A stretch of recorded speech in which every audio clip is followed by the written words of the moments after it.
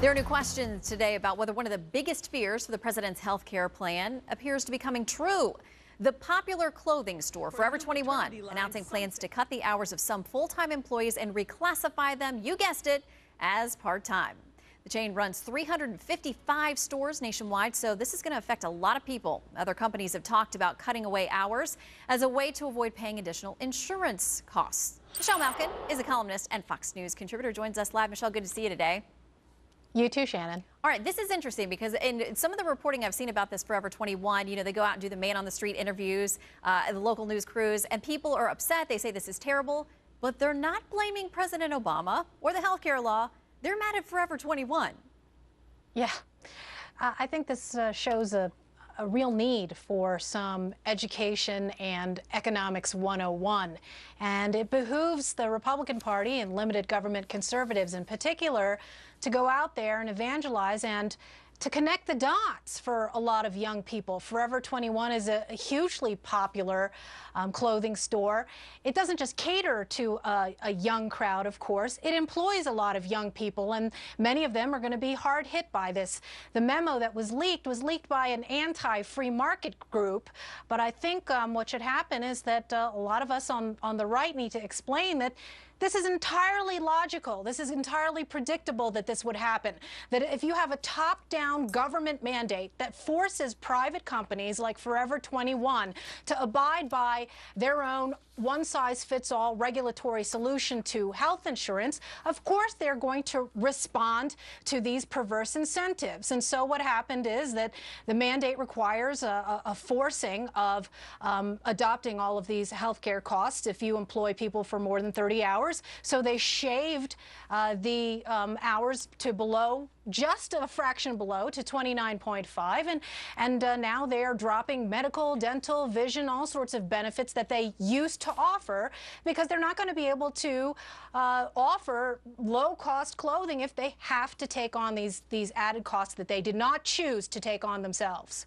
Well, and my understanding is that the explanation that went to employees didn't explicitly single out the health care law as the reason for doing this, but they say that the company's recently audited its staffing levels, staffing needs, and payroll in conjunction with reviewing its overall operating budget.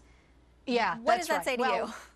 Well, it says to me that the intimidation campaign of this White House has worked rather effectively, because you'll recall that from the minute that Obamacare was put into place, you had HHS and Kathleen Sebelius using the power of government to threaten any private company that dared to voice any concern about the costs and what the consequences and impact it would be, not only on the way they operate their business, but on the way that they offer benefits to their full-time employees. And so we saw Darden restaurants and Papa John's and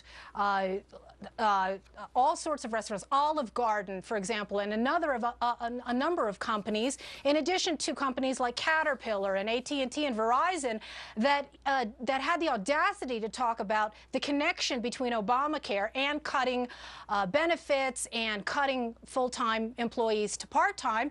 And what did the government do? Punish them, along with a lot of these left-wing campaigns that demonized them, called them greedy, and in some cases accused them of racism for acting rationally to these kinds of incentives and regulatory burdens. Yeah, so of course a company is going to deny that it has anything to do with Obamacare. Yeah, well, it's interesting that along with the ones you mentioned, there are also Subway, Regal Entertainment Group, the movie group. At what point is there enough, volume that the average person out there, whether they're informed inside, outside the Beltway, they care about the law, they don't care about the law, before they start to draw their own conclusions?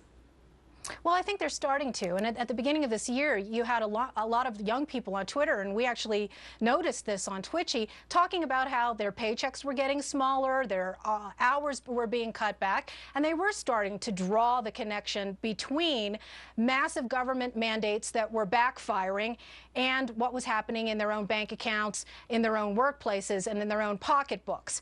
And I understand that there's a huge push now on the part of the Republican Party to defund Obamacare. But there also has to be, in concert with that, more of an educational campaign to help these young people see that there are dire consequences to big government intrusions that don't do and don't promise and don't deliver what they say they're going to do. And this is why I think that examples like this with Forever 21 are teachable moments for erstwhile Obama supporters, especially among young people. All right, we'll see if they get the message. We report, they decide. Michelle, thank you very much. You bet. Take care.